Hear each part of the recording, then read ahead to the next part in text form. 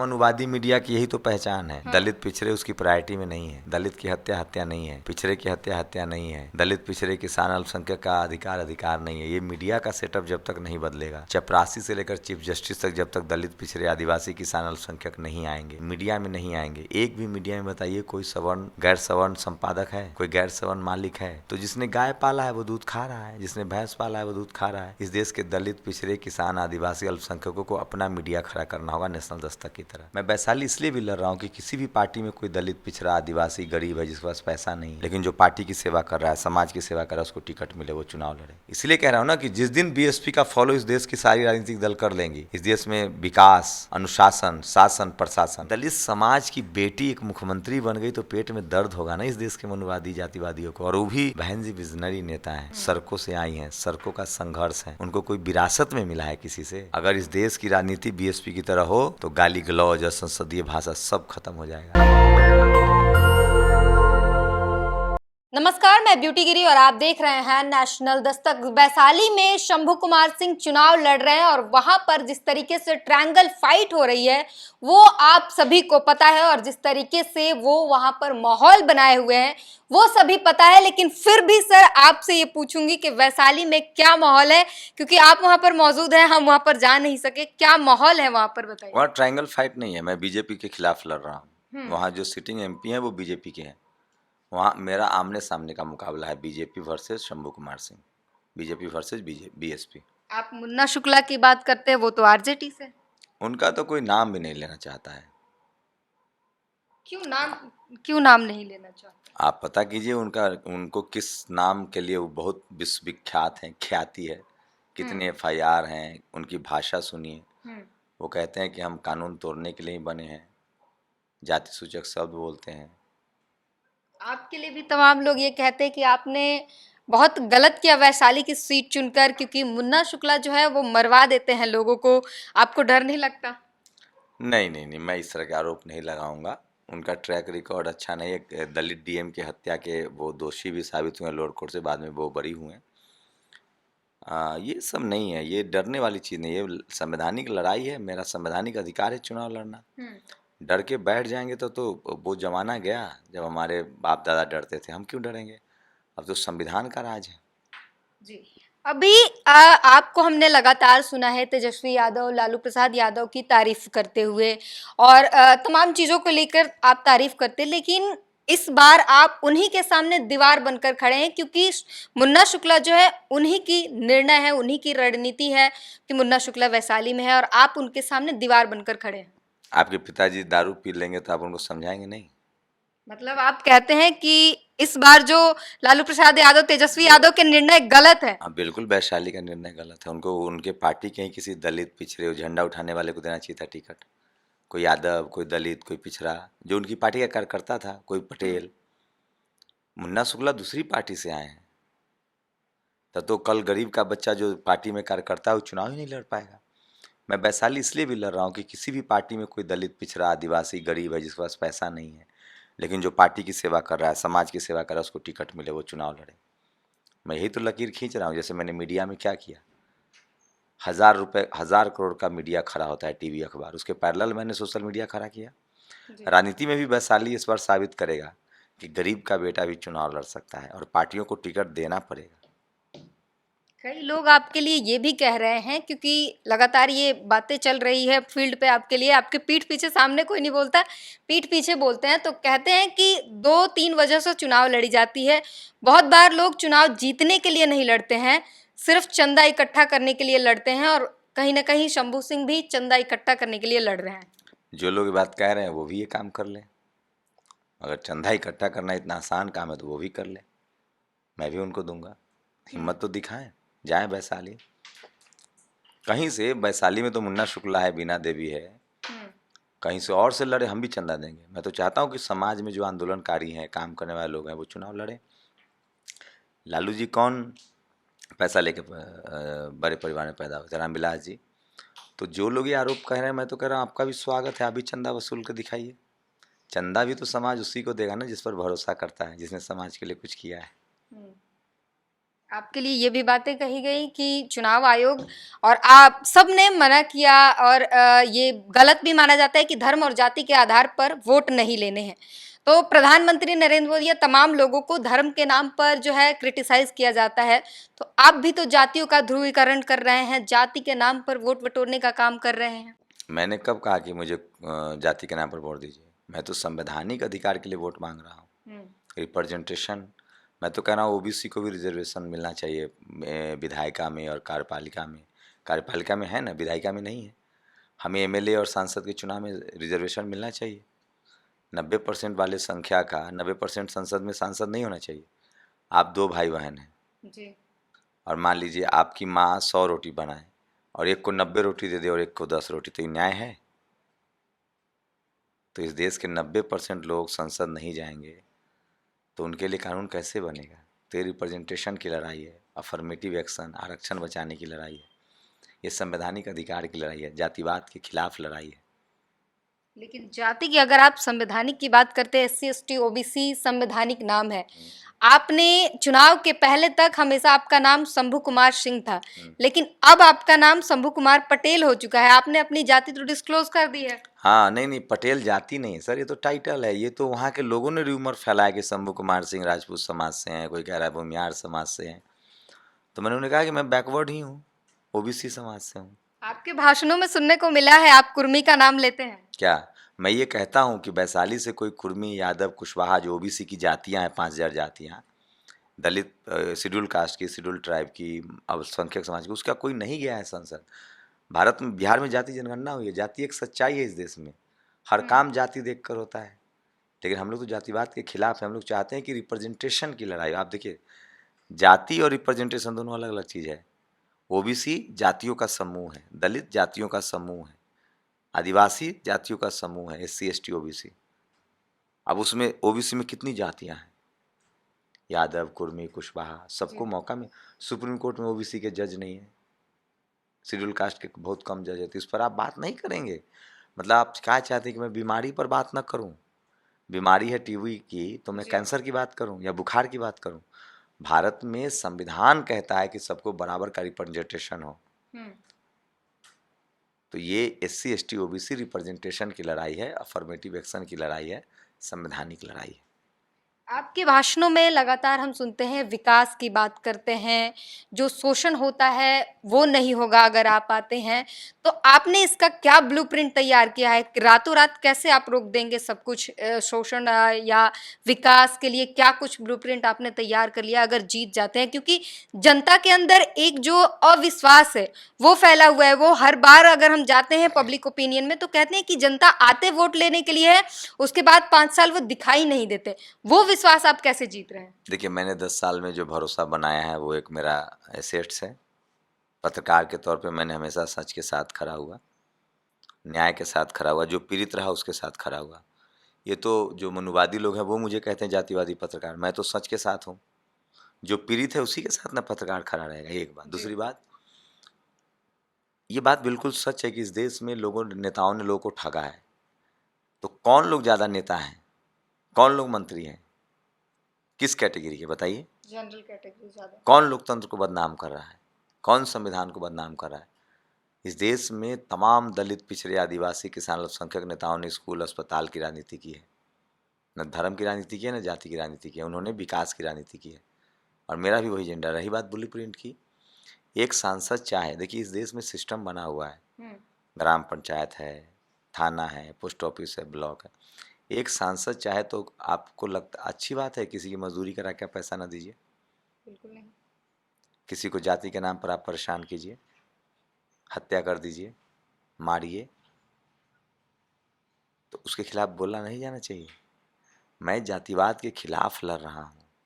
आप प्रेजेंटेशन की बात करते हैं तो आरक्षण भी है, संसद में आरक्षण है कुछ प्रतिशत, लेकिन SC, ST जी जो भी आरक्षण है उसमें देखा जाता है कि तमाम कांग्रेस हो, बीजेपी पार्टियों से भी तमाम जो सांसद उन आरक्षित सीटों से वही जा सकते हैं, बट वो काम नहीं करते हैं। तो फिर उसमें किसकी गलती मानेंगे आप? ये किसने कहा काम नहीं करते हैं? समाज में यही है कि वो भाजपा के लिए काम कर रहे हैं, तमाम जो सांसद हैं संसद में हैं। दलित समाज, पिछड़े समाज, बैकवर्ड समाज के लिए जो भी काम किया है इसी समाज के नेताओं ने किया है।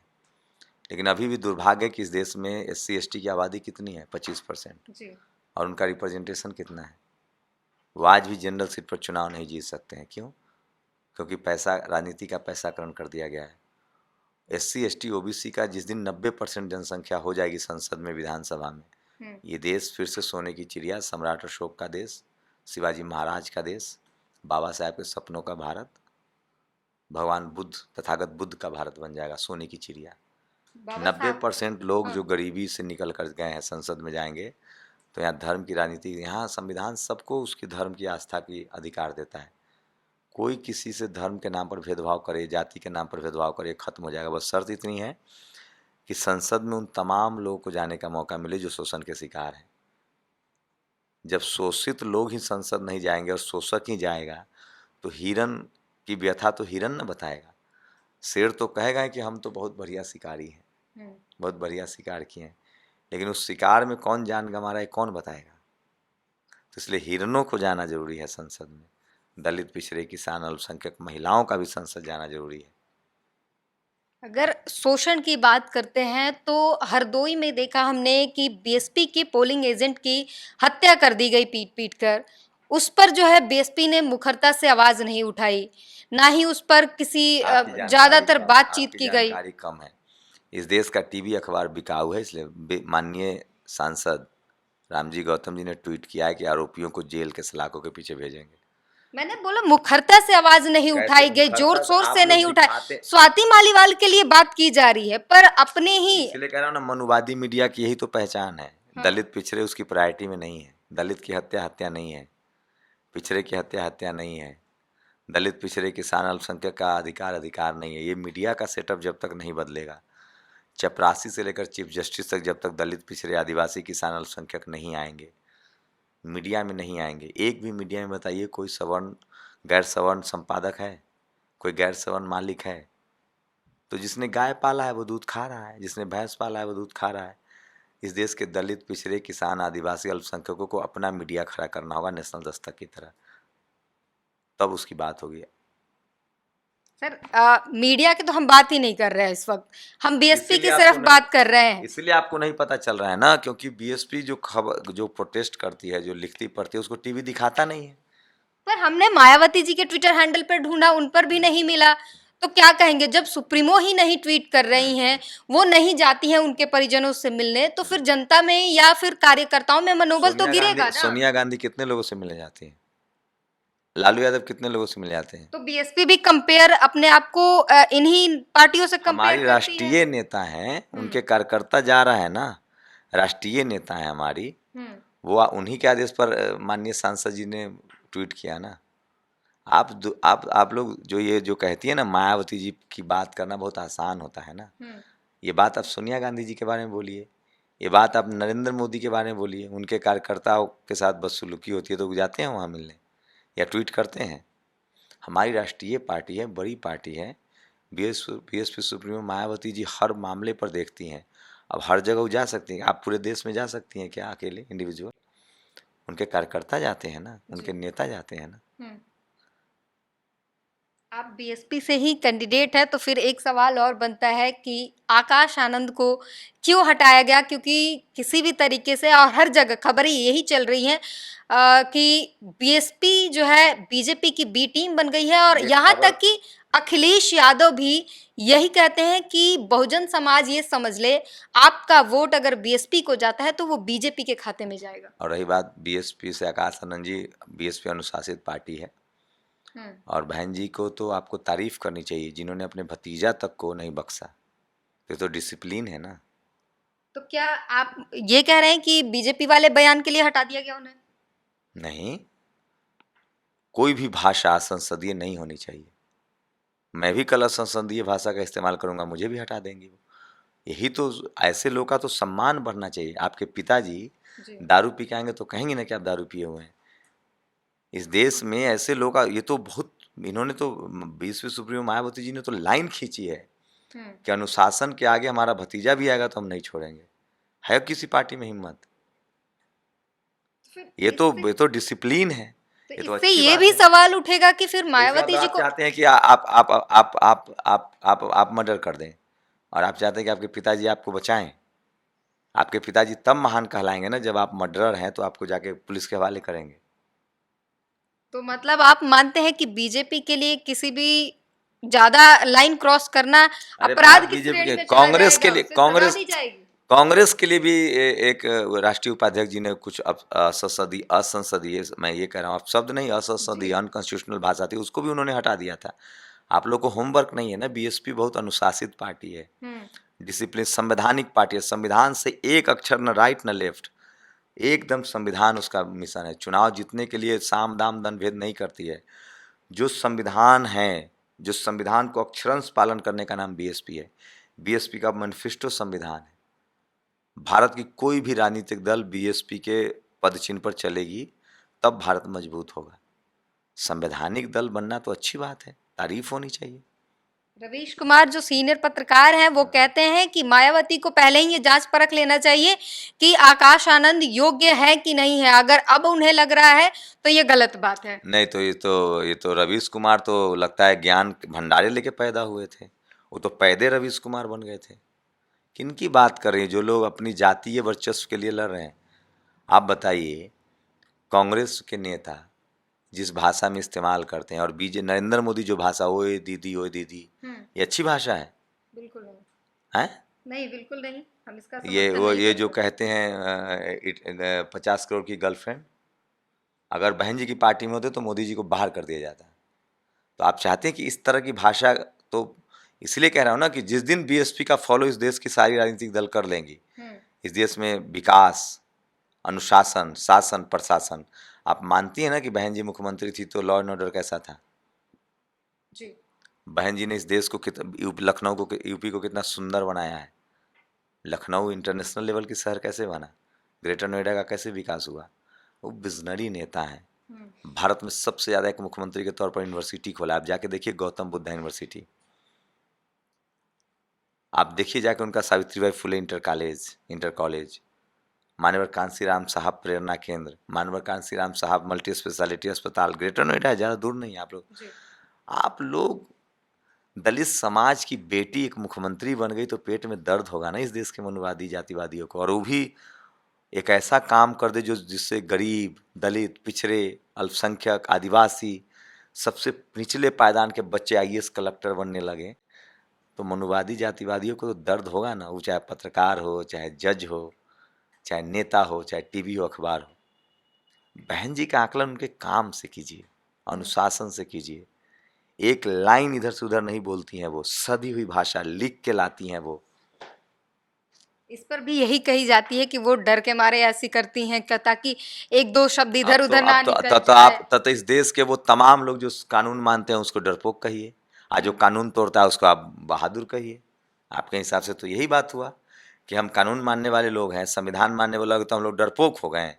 आप इसका मतलब आप चाहते हैं कि हर कोई कानून तोड़े? अब जज आपके फैसला लिख के देता है कि बोल के देता है? बिल्कुल लिख के देते लिखंत बढ़िया होता है कि बोलंत बढ़िया होता है?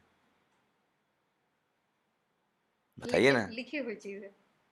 तो बताइए। अब हम लोग, इसीलिए मैं कह रहा हूँ ना, बहन जी विजनरी नेता हैं, सड़कों से आई हैं, सड़कों का संघर्ष है, उनको कोई विरासत में मिला है किसी से? लेकिन नेता के लिए ये भी तो माना जाता है कि कोई नेता की जो करे। नहीं, सुन लीजिए, मतलब पहले सवाल सुन लीजिए सर। नेता के लिए ये माना जाता है कि नेता के अपने opinion. I am not your boss here, मैं वैशाली का कैंडिडेट हूँ, just call me Shambhu. Shambhu ji, Shambhu, just call me Shambhu. Okay. तो नेता के लिए ये भी माना जाता है क्योंकि जो रिटन पेपर होते हैं वो कोई और तैयार करता है, और नेता अगर विजनरी है तो उसके खुद के लिए भी होना बहन जी चाहिए। अपना भाषण खुद लिखती हैं, LLB हैं वो, टीचर थी, LLB हैं, बहुत पढ़ी लिखी हैं। चलिए, आप कहते तो मान लेते हैं। यूनिवर्सिटी से पढ़ी लिखी है, फर्जी मार्कशीट नहीं है उनका, मान लेते हैं। नहीं, लिखने की कि खुद लिखती हैं, ये मान लेते हैं। बिल्कुल अपनी भाषण खुद लिखते हैं, क्योंकि जानते हैं कि इस देश की मनुवादी मीडिया तिल को तार कर देगा। जो वो नहीं कहेंगे वो डाल दिया जाता है। इसलिए उनका एक एक बयान लिखित होता है और प्रेस रिलीज जारी होती है। अगर इस देश की राजनीति बीएसपी की तरह हो तो गाली गलौज और संसदीय भाषा सब खत्म हो जाएगा। हो दीदी ओ दीदी, 50 करोड़ की गर्लफ्रेंड, जर्सी गाय, ये इस देश के प्रधानमंत्री के पद पर बैठा हुआ आदमी जब बोलता है तो उनको बीएसपी सुप्रीमो मायावती जी से शिक्षा लेनी चाहिए और तमाम पार्टियों के नेताओं को उनके बारे में सोचना चाहिए कि वो कितनी डिसिप्लिन है। आपके मुद्दे पर अब वापस आते हैं। आपके लिए तमाम आर्टिकल्स भी लिखे गए हैं और उसमें लिखे जाते हैं कि आप जातिवादी गुंडे हैं, शॉर्ट टेम्पर हैं, बहुत जल्दी गुस्सा हो जाते हैं, बदतमीजी करते हैं। इस पर आपका कोई क्या इंडिविजुअल कहना का है? नाम बताइए, किसने लिखा है? एक आध मुझे उतना याद नहीं है, लेकिन आर्टिकल मैंने जब आपके बारे में सर्च किया तो मुझे एक मिला तो पेज, लिखने वाले का वेबसाइट नाम जिस पर बताइए तभी जवाब दूंगा। वो पक्का कोई जातिवादी मनुवादी होगा जो मेरा संवैधानिक अधिकार मार के बैठा हुआ है। इस देश में तो बाबा साहब की मूर्तियाँ कौन तोड़ते हैं? वो वही होगा। इस देश में जगदेव बाबू की हत्या किसने की? वही होगा। कर्पूरी ठाकुर को गाली कौन देता था? वही होगा। मायावती जी को कौन गाली देता है? वही होगा। लालू जी को ललुआ कौन कहता है? वही होगा। मुलायम सिंह यादव को भ्रष्ट कौन कहता है? वही होगा। अखिलेश यादव, तेजस्वी यादव के अपमान कौन करता है? ये वही होगा लिखने वाला, जो इस देश के दलित, पिछड़े, किसान, आदिवासी, अल्पसंख्यकों का अधिकार मार के बैठा हुआ है। उनकी बात, वो तो जब वो लिखता है हमारे बारे में इस तरह के, तो मुझे लगता है मैं सही काम कर रहा हूँ। अच्छा, शॉर्ट टेम्पर है कि नहीं आप? मैं शॉर्ट टेम्पर और फुल टेम्पर क्या होता है? मतलब जल्दी गुस्सा आता है कि नहीं आपको? मैं अपने संवैधानिक अधिकारों के लिए सजग हूँ। मैं इस देश के बहुजन महापुरुषों के लिए सजग हूँ। मैं जातिवाद, मनुवाद के लिए खिलाफ सजग हूँ। तो इनके सर्टिफिकेट की जरूरत नहीं है। इनके बाप दादा पहले सर्टिफिकेट देते थे, अब इनके सर्टिफिकेट की परवाह नहीं करते। अब सर्टिफिकेट संविधान देता है। जिन लोगों ने इस देश को जाति के नाम पर बांटा है, जातियां बनाई है, जो लोग आज भी जाति के नाम पर लोगों को प्रताड़ित करते हैं, वो सर्टिफिकेट देंगे दूसरे को। हम लोग फुले, पेरियार, अंबेडकर, जगदेव बाबू, राम स्वरूप वर्मा, सोनेलाल पटेल, मान्यवर कांसी राम साहब, राम स्वरूप वर्मा, करुणानिधि, तमाम बहुजन संत गाडगे, शिवाजी महाराज, इनके अनुयायी हैं। ये लोग क्या थे? इस देश को बनाने वाले लोग हैं, भाईचारा बनाने वाले लोग हैं, मानवता के पक्षधर लोग हैं। आप हमें शॉर्ट टेम्पर कह रही हैं। एक सवाल ये है कि वहाँ पर वैशाली में जो सवर्ण जाति के लोग हैं वो इस टेंशन में है, क्योंकि आपके आंखों में जो सवर्ण जाति को लेकर जो पिछले शोषण का अभी भी गुस्सा दिखता है, उससे वो ये है कि अगर आप आ जाते हैं सांसद बनके तो हमारी तो खैर नहीं है। नहीं, उनके लिए क्या कहेंगे? मैं आज़ादी के संविधान लागू होने से पीछे की बात नहीं करता हूँ। आज जो जातिवाद है मैं उसकी बात करता हूँ। यूपीएससी में चोरी हो रही है, कॉलेज में लक्ष्मण यादव कब हुआ? डॉक्टर रितु कब हुआ? रतन लाल को जेल में कब डाला गया? कल यूपी में किसकी हत्या कर दी गई? पुलिंग एजेंट की। आप क्या बात कर रही है मैडम? मैं 50 साल में, हम लोग भूल चुके हैं। हम लोग संविधान मानने वाले लोग हैं। हम लोग बराबरी चाहते हैं, भाईचारा चाहते हैं, इक्वालिटी, फ्रेटर्निटी।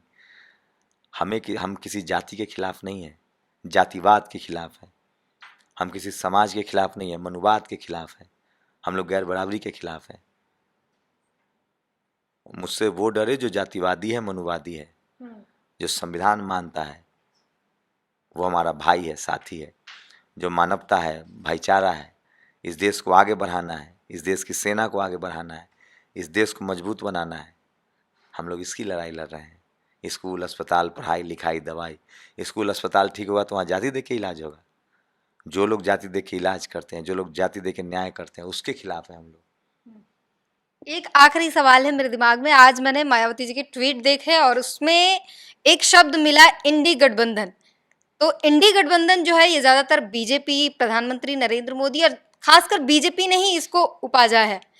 उस शब्द को मायावती के ट्वीट में लिखा पढ़ना थोड़ा सा दिखाइए हमको।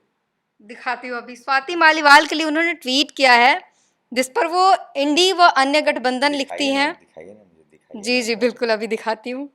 और स्वाति मालीवाल एक महिला सांसद के साथ जो हुआ, आप उसके पक्ष में हैं?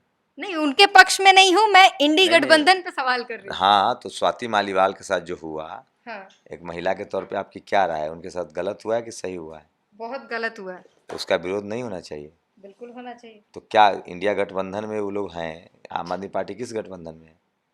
इंडिया गठबंधन में है तो सर। उस पर मैं बात तो होनी चाहिए, कोई भी पार्टी हो। मैं यही तो कह रहा हूँ, बहन जी बहुत सम्मानजनक तरीके से राजनीति करती हैं। और वो महिला अधिकारों की प्रबल प्रवक्ता हैं। कल मैं भी कुछ गलत करूंगा तो वो मुझे भी पार्टी से निकाल फेंकेंगी। मैं तो एक पार्टी के धूल के बराबर नहीं हूँ। वहाँ बहुत डिसिप्लिन है, दिखाइए मायावती जी का। और रही बात, जी आप देख सकते हैं जी बताइए। इंडी व अन्य गठबंधन, बिल्कुल सही। देखिए मायावती जी विजनरी नेता है, राष्ट्रीय नेता है। एक तो मेरे उनके किसी ट्वीट पर मेरा जवाब देना भी उचित नहीं है, क्योंकि मैं उस लेवल तक जाने में मुझे पता नहीं कितने जन्म लगेंगे। पर बीजेपी का शब्द मायावती जी के ट्वीट में दिखना थोड़ा सा अतरंगी लग सकता है, और फिर सवाल फिर वहां से शुरू हो जाएंगे कि ये उनके शब्द है, मायावती जी इस्तेमाल कर रही हैं। अब वो सामने होती तो हम पूछ लेते, आप उनके प्रत्याशी हैं तो आपसे सवाल बनता है। नहीं देखिए, स्वाति मालीवाल के साथ अगर बहन जी खड़ी हैं तो ये बड़ी बात है। महिलाओं को समर्थन करना चाहिए। और भारत का नाम कोई राजनीतिक पार्टी इस्तेमाल करे इंडिया, तो उसको लेकर कई तरह की बातचीत होती रहती है। तो सवाल है कि इसे आप बीजेपी कल आम कहेगा तो अब आप आम को बेदाम कहिएगा, क्योंकि बीजेपी ने आम कह दिया है। आम तो आम ही रहेगा। कल बीजेपी बोल दे केला, तो अब केला को हम, बीजेपी ने चूंकि केला बोल दिया तो हमको अब कुछ और बोलना पड़ेगा, नहीं तो हम बीजेपी हो जाएंगे। ये तो बहुत ही बेहुदा और बचकाना, मतलब जो लोग भी इस तरह की बात आप नहीं कह सकते कि बचकाना सवाल है, क्योंकि नहीं, मैंने आपको इसका नहीं कहा, मेरी बात सुनिए। हाँ। अगर बीजेपी प्रधानमंत्री मोदी लाल किला से झंडा फहराए हैं तब दूसरा प्रधानमंत्री वहां से नहीं फहराएगा, क्योंकि मोदी फहरा चुके हैं वो। ये तो फिर वही ये तो पॉलिटिकल इजात जिस चीज का बीजेपी ने किया हो, जो इंटेंशन उसके पीछे बीजेपी का है, इंडी गठबंधन के पीछे जो बीजेपी का इंटेंशन है तो वो साफ झलकता है। हम लोग इंडिया गठबंधन में है कि बीजेपी गठबंधन में है? आप दोनों से बाहर हैं। हाँ, तो फिर हमारी अपनी स्वतंत्रता है ना, बाहर नहीं है। हम उनके दोनों के साथ नहीं है। दोनों आप बाहर क्यों कह रही हैं? आप ये हुआ कि आप मेरे साथ हैं तो ठीक है, मेरे साथ नहीं तो गलत। नहीं नहीं, मेरा ये तो नहीं है। आप दोनों में ही गठबंधन में नहीं है, दैट मीन्स आप उन दोनों में नहीं है बस। हाँ, तो बाहर तो ये होता है कि कोई हमको बाहर कर दिया, हम ही नहीं गए, हमारी पार्टी नहीं गई है। और ये कहना कि बीजेपी जो मान ले बीजेपी कहेगी भारत, तो हम देश का नाम भारत कहना छोड़ देंगे? बीजेपी ने भारत इजाद नहीं किया। भी तो समझ, हमारी अपनी भी तो ये इंडी गठबंधन कहाँ से शुरू, बीजेपी ने इजाद किया है। जी बिल्कुल, इंडिया गठबंधन को इंडी गठबंधन कहना बीजेपी ने शुरू किया। तब आपकी जानकारी कम है। ये मीडिया ने इस शब्द प्रचलन में लाया था, बीजेपी से आया है सर। चलिए, आपकी जानकारी सही होगी, लेकिन मैं तो ये कह रहा हूँ कि अब हाजी वैशाली लोकसभा है तो वहाँ से बीजेपी गठबंधन का उम्मीदवार भी वैशाली ही कहता है, मैं भी वैशाली ही कहता हूँ, और एनडीए भी वैशाली ही कहता है। तो ये कोई बात नहीं हुआ कि कोई भाषा, अब आम को मैं, आप भी आम कहेंगे, मैं भी आम कहूँगा, तो उसको ये कह देना कि ये बीजेपी से मिले हुए हैं, तो इसका क्या मतलब? अब तो जनता, हमारा इंटरव्यू लोग देख रहे हैं, वो तय करेंगे कि मैं सही हूँ कि आप सही हैं। बिल्कुल, तो संतोषजनक रहा आपका जवाब सारे, और सही बात है, ये जनता तय करेगी कि किसके समर्थन में है और क्या जनता कहती है। वो हमें कमेंट बॉक्स में अपनी प्रतिक्रिया जरूर बताइए। और तमाम जो सवाल थे, प्रधानमंत्री आम खा रहे हो तो बाकी लोग को आम खाना बंद कर देना चाहिए, क्या सवाल है ऐसा? तो जनता बताएगी क्या, अपनी प्रतिक्रिया जरूर दीजिए। और तमाम जो सवाल तैर रहे थे, और सोशल मीडिया स्टार हैं आप, जनता आप पे अपनी जान लुटाती है, तो अब कमेंट बॉक्स में पता चलेगा क्या। जान नहीं लुटाती है जनता, प्यार देती है, भरोसा करती है। ये भक्त वाली भाषा है, जान नहीं लुटाना चाहिए। Cross and check and balance, कोई भी बाबा साहब ने कहा, कोई भी सवालों से परे नहीं है। और भक्ति ना डेमोक्रेसी को खत्म कर देती है। मैं चाहता हूँ, मेरा कोई भक्त नहीं है और मैं भक्त हूँ भी नहीं किसी का। हमारे सही काम को अप्रिशिएट कीजिए और गलत पर सवाल कीजिए। बिल्कुल, तो आप बिल्कुल सवाल कर सकते हैं और अप्रिसिएशन दे सकते हैं अगर अच्छा लगे तो, और अगर क्वेश्चन मार्क दिखे आपको तो वो वहां पर गाइड कर सकते हैं, उस पर सवाल उठा सकते हैं, और कमेंट बॉक्स में अपनी प्रतिक्रिया जरूर दीजिए। नेशनल दस्तक की आपसे गुजारिश है कि अगर इसको बचाना चाहते हैं तो नेशनल दस्तक को सब्सक्राइब करने के लिए रेड कलर के सब्सक्राइब बटन को दबाएं, फिर बेल आइकन की घंटी दबाएं। नेशनल दस्तक को बचाने के लिए बहुत जरूरी है कि हर खबर को शेयर करें, लाइक करें, कमेंट जरूर करें।